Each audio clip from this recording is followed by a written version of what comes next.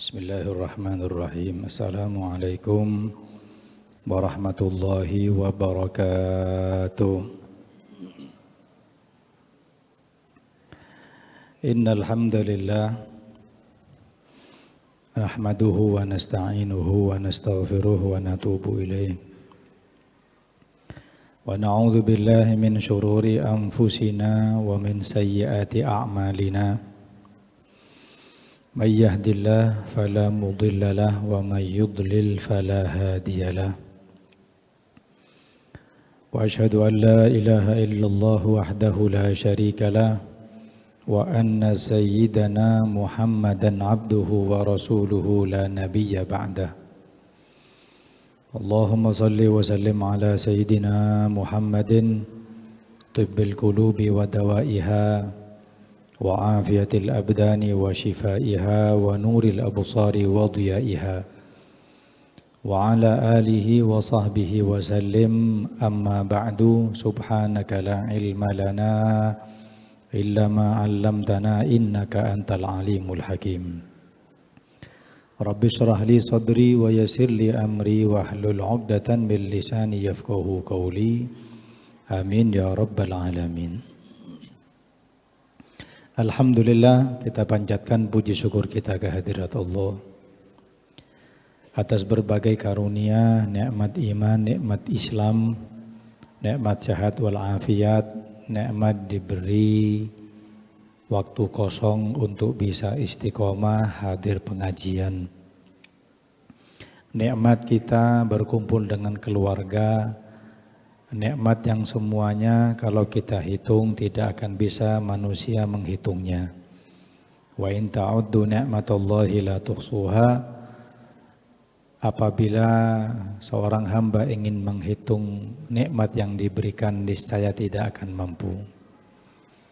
Akan tetapi syukur kita yang kurang kepada Allah, rasa terima kasih kita yang kurang kepada Allah, sampai-sampai Allah mengatakan wa qalilun min ibadiyasy syakur, sangat sedikit hambaku yang bersyukur kepadaku.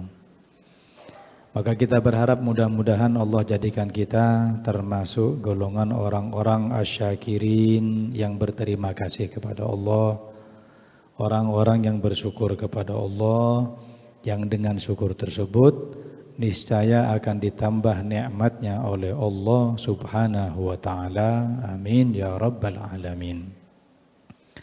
Hadirin hadirat yang dimuliakan oleh Allah, di minggu yang kemarin kita telah membahas tentang al-mubadarah ilal khairat, bersegera untuk melakukan perbuatan baik.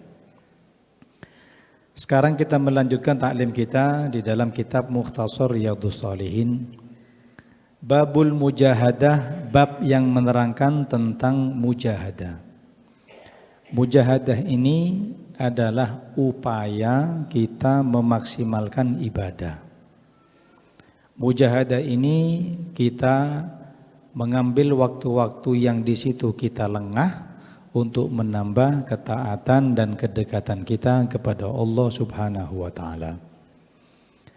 Mujahadah ini sering kita lakukan hadirin, cuman hanya 1 bulan dalam 1 tahun. Kapan? Di pas Ramadan. Semangat kita ibadah nambah, kita terasa ringan ketaatan yang kita lakukan. Kadang yang biasa sholat duha hanya 2 rakaat bisa sampai 4 ke 6 rakaat. Nambah dengan upaya semacam ini adalah mujahadah, upaya usaha kita untuk lebih mendekatkan diri kita kepada Allah Subhanahu wa taala. Allah mengatakan dalam Al-Qur'an, qala Allah taala walladzina jahadu fina lanahdiyannahum subulana. Barang siapa yang bermujahadah, berupaya semaksimal mungkin untuk menuju jalan kami, lanahdiyannahum subulana, akan kami tunjukkan kepada mereka jalan-jalan yang bisa menyampaikan kepada kami. Ketika kita berusaha untuk mendekat kepada Allah, maka Allah akan beri kepada kita berbagai jalan, bukan cuma satu jalan. Kita ambil contoh orang yang baru tobat sama Allah, yang dahulunya dia di masa yang kelam. Ketika ada azam, niatan untuk bertobat, lalu dia wujudkan niatan tersebut dengan tobat, maka Allah akan pilih baginya teman-teman yang baik. Allah dekatkan dia tadi itu ke pengajian, Allah ringankan langkahnya mereka ke masjid. Dan ini maksudnya lanahdiyannahum subulana, akan kami tunjukkan jalan-jalan yang banyak agar lebih dekat kepada Allah Subhanahu wa taala. Wa innallaha lama'al muhsinin, dan Allah senantiasa bersama orang-orang yang baik. Perbuatan baik yang kita lakukan akan kembali kepada kita, dan sebaliknya perbuatan yang jelek akan kembali akibatnya kepada kita. In ahsantum ahsantum li anfusikum, kalau kalian berbuat baik itu perbuatan kembali kepada panjenengan. Maka tidak ada istilah nyesel berbuat baik. Kan kadang kita merasa menyesal berbuat baik karena balasan orang tersebut kepada kita. Kepethuk wong disenyumi gak senyum, akhirnya gerutu awak-awak iki. Oh, lek tau ngono gak usah senyum mari. Seakan-akan senyum pertama itu rugi kita karena tidak dibalas dengan kebaikan yang lain. Enggak seperti itu. Innallaha la yudhi'u ajral muhsinin. Allah tidak akan pernah menyia-nyiakan perbuatan baik sekecil apapun. Sampai dikatakan di dalam surat Al-Kahfi, ya, wa wajidu ma'amilu hadira wa la yadhlimu rabbuka ahada. Ketika diberikan kepada kita kitab catatan amal perbuatan kita, kita akan mendapati semuanya tertulis lengkap. Sekecil apapun, min khardalin ataina biha, yang sekecil apapun itu loh ditulis, kebaikan, kejelekan. Sampai dikatakan sama orang-orang kafir tatkala mereka menerima amal catatan mereka, apa kata mereka? Ma li hadzal kitabi la yughadiru shaghiratan wala kabiratan illa ahsaha. Kitab apa ini? Kok perbuatan jelek, perbuatan baik, sekecil apapun kok ditulis. Makanya saya sudah lupa dengan perbuatan ini. Wa ma yadhlimu rabbuka ahada wa la yadhlimu rabbuka ahada, dan Allah tidak pernah mendolimi kepada hambanya sekecil apapun. Wa qala ta'ala wa'bud rabbaka hatta ya'tiyakal yaqin. Dalam ayat yang lain Allah mengajak kepada kita untuk bermujahadah, untuk memaksimalkan ibadah. Apa kata Allah? Wa'bud rabbaka, sembah Tuhanmu, hatta ya'tiyakal yaqin, sampai datang keyakinan kepada kamu. Makna yakin di sini bukan keyakinan dalam hati, tapi makna yakin adalah kematian yang diyakini pasti akan datang. Banyak orang salah menafsiri, dikit-dikit ngomong, kita kan harus ibadah kepada Allah sampai datang yakin. Lelek mari yakin gak ibadah berarti. Mana dalilnya? Gini ku, wa'bud rabbaka hatta ya'tiyakal yaqin. Sembah Tuhanmu sampai kamu yakin. Lah kalau sudah yakin ngapain ibadah? Salah penafsiran. Kalimat yakin di sini artinya al-mautu, kematian yang diyakini pasti akan datang kepada kita semua, sampai Allah mengatakan waja'at sakratul mauti bil haq dzalika ma kunta minhu tahid.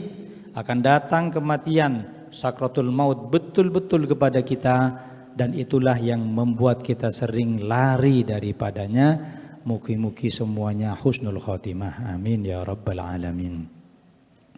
Wa qala ta'ala wadhkur isma rabbika wa tabattal ilaihi tabtila.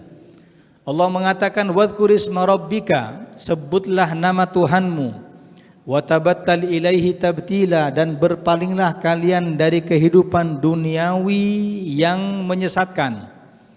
Ai in qata'a ilaihi, fokuskan ibadah kalian kepada Allah. Dalam ayat yang lain wa qala ta'ala faman ya'mal mithqala dzarratin khairan yarahu, barang siapa yang beramal sekecil atom kebaikan pasti akan mendapatkan balasan dari Allah Subhanahu wa taala. Wa qala ta'ala wa ma tuqaddimu li anfusikum min khairin tajiduhu 'indallahi huwa khairan wa a'dhamu ajra. Allah katakan apapun amal yang kalian sudah lakukan untuk diri kalian dahulu di dunia tapi belum dibalas oleh Allah, kalian akan mendapati pahalanya lebih besar kelak di hadapan Allah di hari kiamat. Sampai ada riwayat di dalam syarah hadis ini dikatakan apapun yang kita panjatkan kepada Allah lalu belum dikabulkan oleh Allah, kata Nabi, itu Allah simpan untuk nanti di akhirat.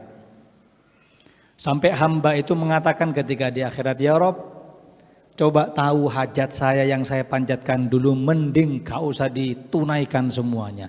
Saya minta balasan sekarang. Kenapa?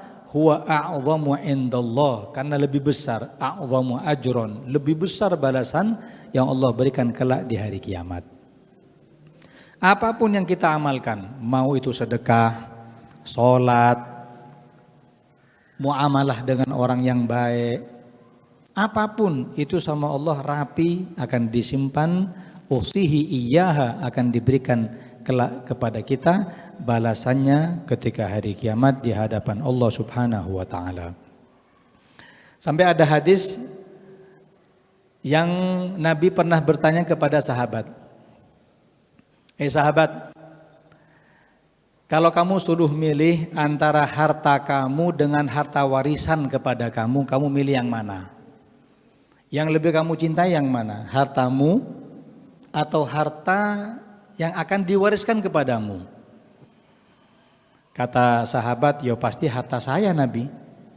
Karena kalau harta warisan itu kan pasti dibagi-bagi. Iya kalau langsung cair, lek sengketa, lek ruwet. Lek misalnya almarhum punya utang, habis, pasti yang kami suka harta kami. Nabi mengatakan, coba kau pikir-pikir lagi. Harta mana yang kamu suka, harta kamu sekarang atau harta yang akan diwariskan kepada kamu? Sahabat jawab lagi, harta saya Kanjeng Nabi. Saya suka harta saya yang ngumpulin, saya yang kerja, saya yang dapat gaji. Kalau harta warisan kan diwariskan, saya nggak mau kadang. Kata Nabi, enggak. Yang kalian suka itu harta warisan, bukan harta kalian. Sahabat tanya, kok bisa Kanjeng Nabi? Harta warisan itu adalah harta yang akan kalian tinggal ketika kalian wafat nanti. Harta kalian yang kalian sedekahkan saat ini. Ayolah serius disuruh milih. Kita lebih banyak mikir kita sedekah, yang itu akan menjadi harta kita di akhirat, atau kita mikiri uang yang ada sekarang ini yang akan menjadi warisan. Betul kata Nabi, yang kita pikir itu harta sekarang. Yang akan diwariskan yang kita kumpulkan, investasinya, inventarisnya, kita ada uang, ada harta di sana, ada tanah di sini, ada usaha di sini, yang belum tentu punya kita, warisan itu nanti. Kata Nabi, itu yang kalian lebih suka daripada harta yang kalian celengi untuk nanti manfaatnya kalian terima di hadapan Allah Subhanahu wa taala. Sayyidatuna Aisyah radhiyallahu taala anha tahu disuruh sama Kanjeng Nabi untuk nyembelih kambing. Setelah itu suruh potong-potong dagingnya, terus suruh sedekahkan di kota Madinah. Berapapun secukupnya, pokoknya daging ini harus disedekahkan. Dilaksanakan, gak disembelih, dipotong-potong, dibagikan. Sebelum dibagikan, Sayyidah Aisyah itu ingat namanya istri, ingin juga mempersembahkan makanan yang baik kepada suami. Maka Sayyidah Aisyah mengambil satu dhira' lengan kambing, untuk dimakan bersama dengan Kanjeng Nabi. Gak lama Nabi datang, tanya, apa sudah kamu laksanakan yang aku perintahkan? Kata Siti Aisyah, sudah Kanjeng Nabi. Sudah saya sembelih, sudah saya potong dagingnya, sudah saya bagikan kepada semuanya penduduk Madinah, semua sudah habis. Hanya satu lengan kambing yang akan kita masak, kita makan bersama. Apa kata Nabi? Jawabanmu salah, Aisyah. Yang dibagi-bagikan itu enggak habis, itu yang ada. Yang dimakan ini yang habis. Yang dibagi-bagikan itu yang banyak, itu enggak habis, ada hitungannya di hadapan Allah. Yang dimakan ini yang ada. Maaf, ini yang habis. Yang akan kita makan ini habis. Tapi yang dibagi-bagi itu sedekah itu ada hitungannya. Wa qala ta'ala wa ma taf'alu min khairin fa innallaha bihi alim. Dan apapun yang kalian lakukan dari kebaikan, Allah Maha tahu. Ini kalau berbuat, jangan sampai berbuat niat baik saja Allah tahu. Fa in hamma bihasanatin wa lam ya'malha. Adapun orang yang niat untuk berbuat baik tapi gak jadi untuk berbuat baik, bagaimana? Dihitung pahala oleh Allah. Loman hadirin Allah Ta'ala niki hadirin. Sampai Jibril mengatakan kepada Rasul sallallahu alaihi wasallam, "Fa wa ajaban kaifal ajab li ummati Ahmad mimman halak kaifa halak." Saya heran sama umat Kanjeng Nabi kok masih bisa masuk ke dalam neraka. Ya apa carane? Kebangetan berarti. Hamparan pahala dengan amalia yang sedikit. Kita yang gak diganjar pahala apa sih? Duduk diem di masjid oleh pahala asalkan niat i'tikaf. Husnudzon sama orang nih lho, meneng to husnudzon. Oh wong iki apik rek, dapat pahala. Salat sunnah apalagi, belum lagi dilipat gandakan. Saya ambil satu contoh. Ba'diyah maghrib 2 rakaat. Tambah lagi panjenengan nambah 2 rakaat salat awwabin. Tambah lagi 2 rakaat lagi awwabin. Jadi awwabinnya 4 rakaat, ba'diyahnya 2 rakaat. Dalam riwayat hadis Tirmidzi, Rasul sallallahu alaihi wasallam beliau bersabda, barang siapa yang salat 6 rakaat, man shalla ba'dal maghrib 6 rakaatin. Barang siapa yang salat ba'dal maghrib 6 rakaat, lam yatakallam bainahunna bisuin, gak ngomong selama memproses sholat tadi itu dengan sesuatu yang sifatnya duniawi, maka adilna lahu ibadata tintai asyar sanatan, diganjar oleh Allah seperti ibadah 12 tahun satu malam. Kalau 10 hari istiqomah 120 tahun. Lihat sebulan. Makanya malaikat Jibril sampai heran, kok bisa umat Kanjeng Nabi masuk neraka? Wah, nemen berarti. Belum lagi punya Nabi yang juru syafaat. Syafaat ada 5. Pertama, syafaatul uzma.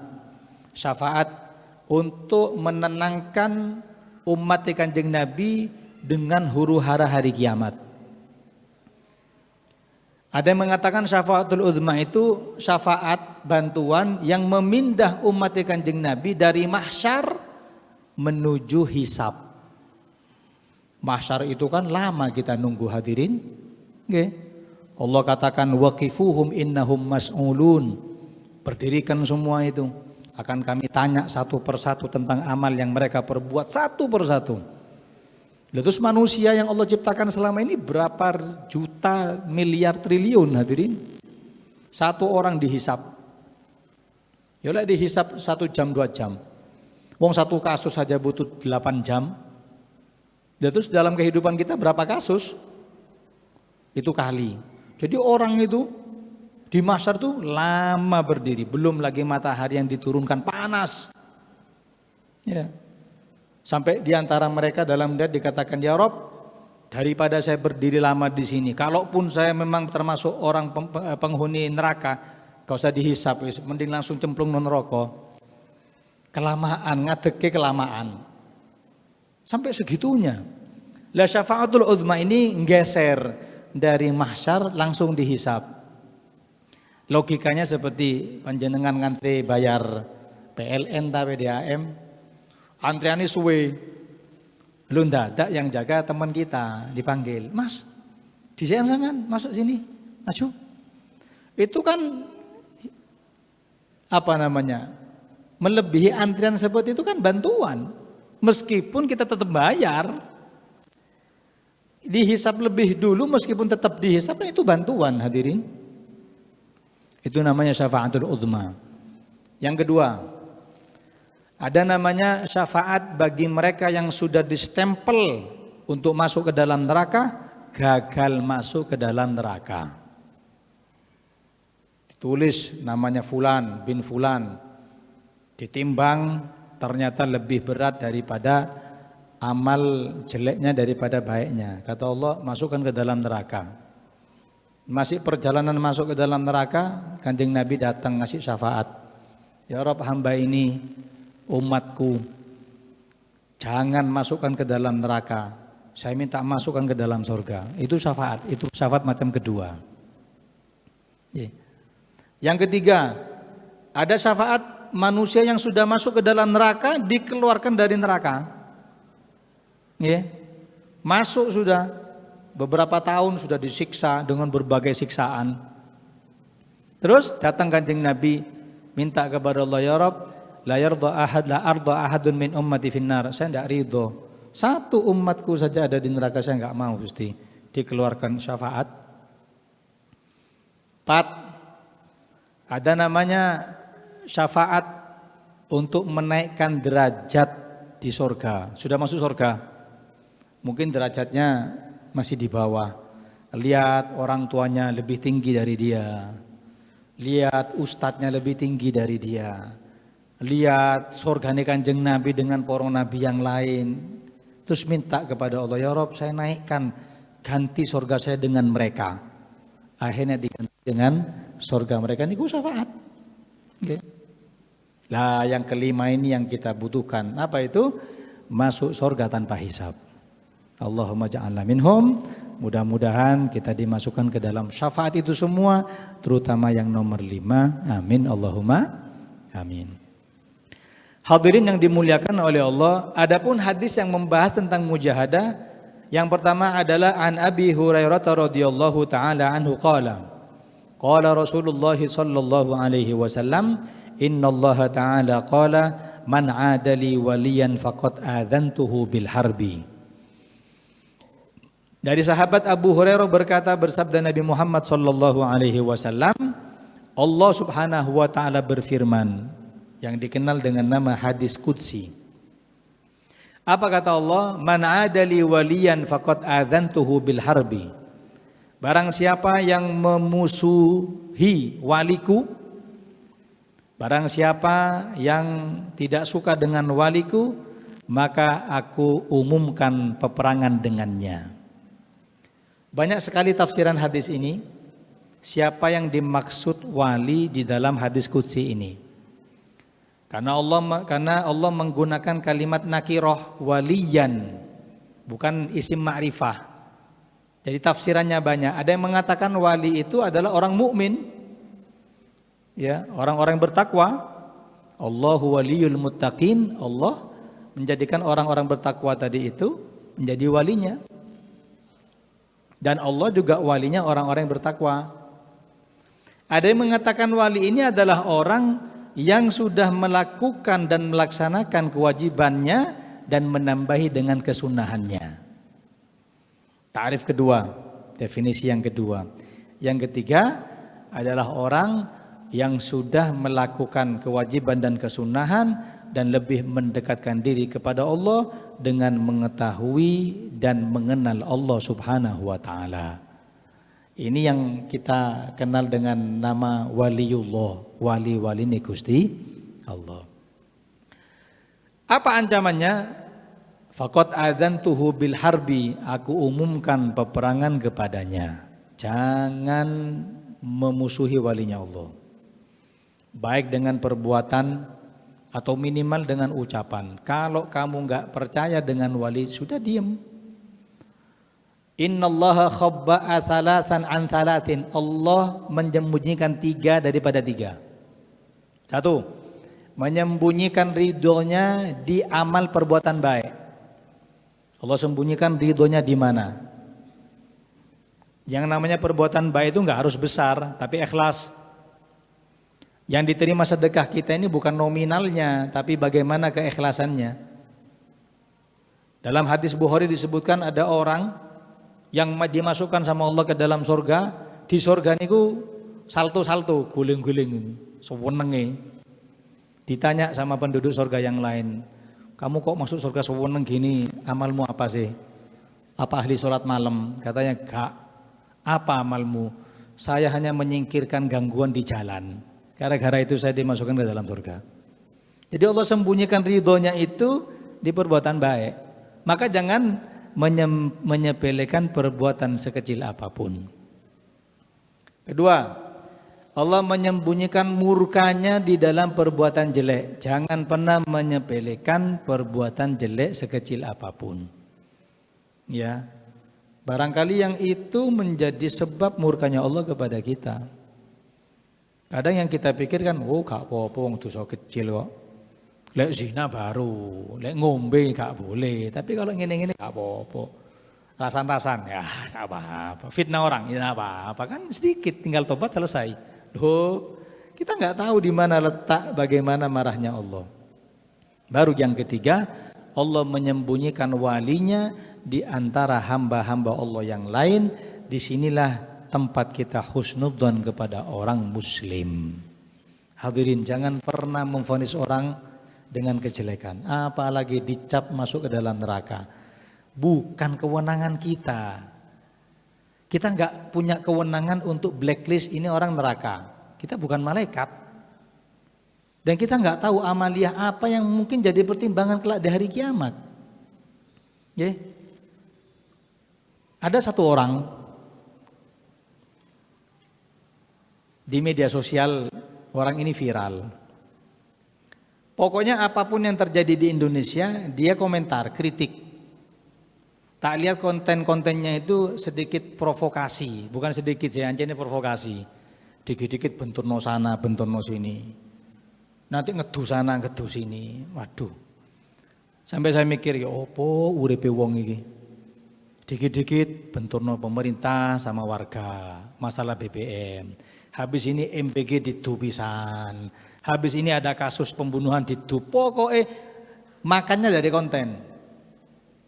Saya mikir, waduh, ada namam kalau bahasa Arabnya ini ahli adu domba. Yang Nabi mengatakan layat khulul jannata namam, tidak akan masuk ke dalam surga bersama orang-orang yang awal, orang yang ahli adu domba. Tapi Allah tunjukkan yang lain. Apa itu? Saya ketemu satu orang, dia bilang, Habib, saya punya anak ini 2. Saya kerja di logistik, gaji saya gak cukup untuk membiayai saya, apalagi 2 anak saya. Dan alhamdulillah sudah sekitar 8 tahun lamanya anak saya diasuh sama orang ini yang konten-konten provokator ini. Suami sampean kemana? Perempuan. Suami saya meninggal. Terus jadi 2 anak ini diasuh sama orang ini. Ngasuh anak yatim, hadirin, 8 tahun. Kita nggak tahu amaliyah mana yang diterima. Barangkali jadi apa? Pertimbangan di hadapan Allah. Terus kita ngecap, neraka itu bukan bagian kita, hadirin. Ya. Allah itu rahmat. Allah itu kasih sayang, welas kasih, betul-betul. Apapun yang datangnya dari hambanya Allah tadi itu, dari kebaikan sekecil apapun tetap dihargai oleh Allah Subhanahu wa taala. Sampai dikatakan wa anna rahmati wasi'at dan adapun rahmatku tadi itu lebih besar daripada murkaku. Kasih sayangnya Allah taala daripada maksiat kita masih lebih besar daripada kasih sayangnya Allah kepada kita. Kemudian wa ma taqarraba ilayya 'abdi bi syai'in ahabbu ilayya mimma aftaratu 'alaihi. Dan tidaklah seseorang hamba mendekat kepada Allah yang lebih dicintai seperti perbuatan-perbuatan yang wajib. Tidak ada perbuatan yang paling besar pahalanya seperti kita melaksanakan ibadah wajib. Mana afdal? Salat duhur sama ba'da duhur. Ya salat duhur afdal. Mana afdal kita ini i'tikaf di masjid niat sunnah dengan nazar i'tikaf di masjid? Ya nazar i'tikaf di masjid lebih afdal karena wajib. Puasa Ramadan dengan puasa Senin Kamis tetap puasa Ramadan. Karena paling besar adalah pahala wajib yang dibebankan kepada syariat kita, kepada umat manusia. Lalu Allah mengatakan wa ma yazalu 'abdi yataqarrabu ilayya bin nawafil hatta uhibbahu. Dan senantiasa hambaku itu mendekat kepadaku dengan sesuatu yang sunnah sampai aku cinta kepadanya. Kalau kita ingin dicintai oleh Allah, perbanyak perbuatan sunnah yang sudah disyariatkan Nabi Muhammad. Sunnah itu banyak hadirin. Kanjeng Nabi ini ngajarkan kepada kita sunnah semuanya. Di kitab fikih itu sholat berjamaah tok, sunnahnya sampai 1000 sunnah. Mulai sunnah sebelum sholat, sunnah di tengah-tengah sholat, sunnah setelah sholat. Banyak sekali.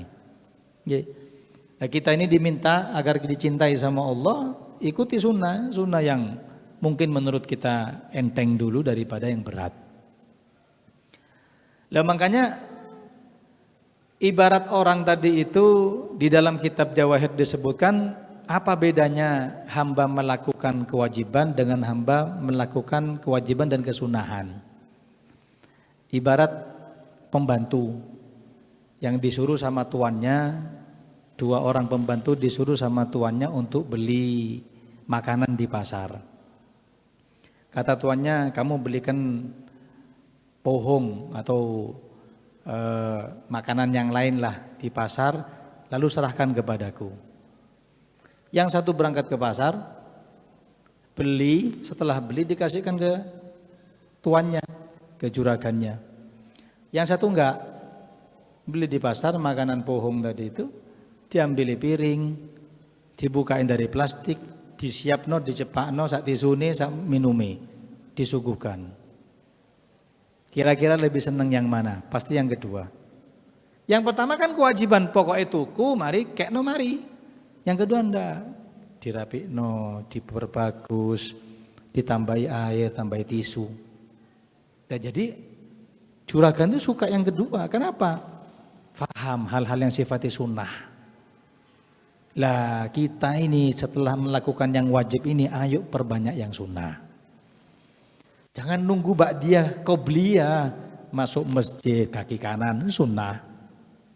Baca doa Allahumma ighfirli dzunubi waftahli abwaaba rahmatik sunnah.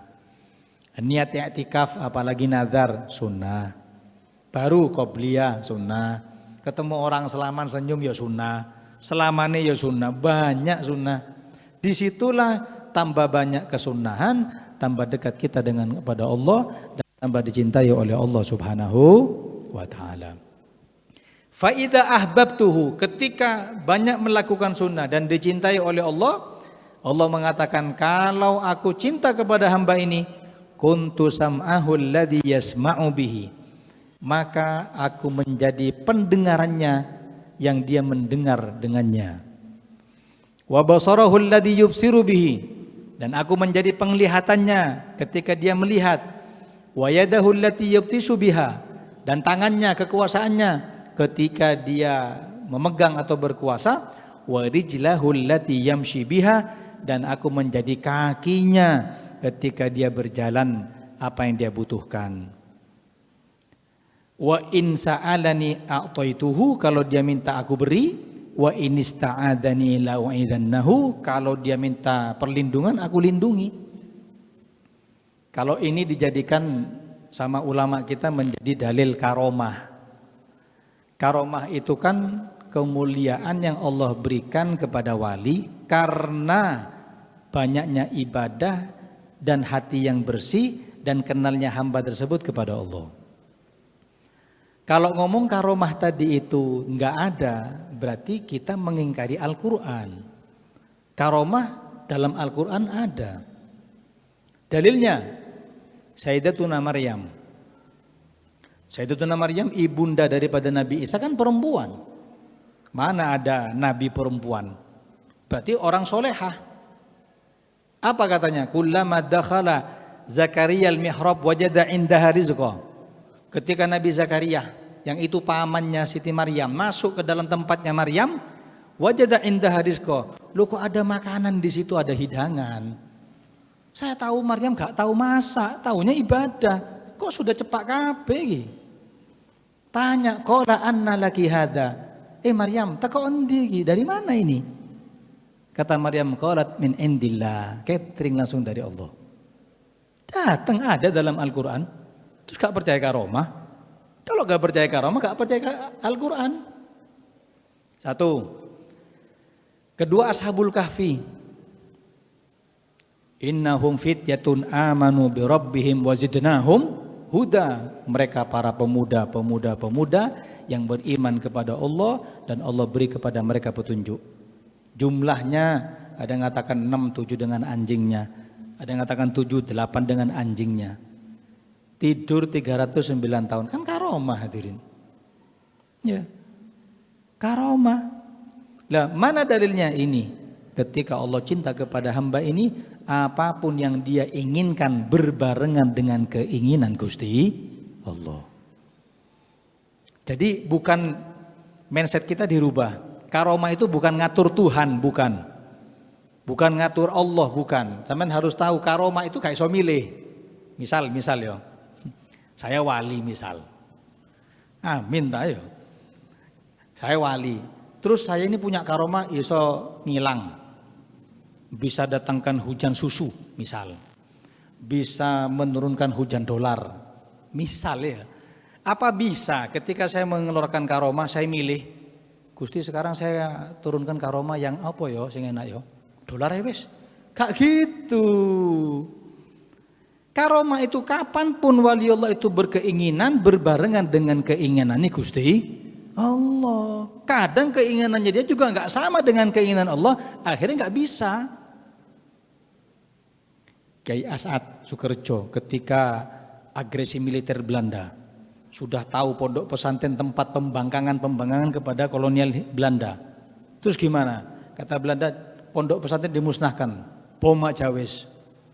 Yes, beliau duduk sama santrinya, pesawat di atas, siap menjatuhkan bom, rudal. Beliau tahu ya Allah, rudal, duduk mercon, kretekan itu Pak. Terus ketika diturunkan, pengen dia. Ketika jatuh, beliau bilang apa? Semongko. Berbarengan keinginan beliau karena dekat dengan Allah dengan keinginan Gusti Allah. Kalau keinginan dia terbatas, keinginan Allah tidak ada batas. Jadi semangka hadirin. Iya, gak usah dicoba. Tak coba ojo wis.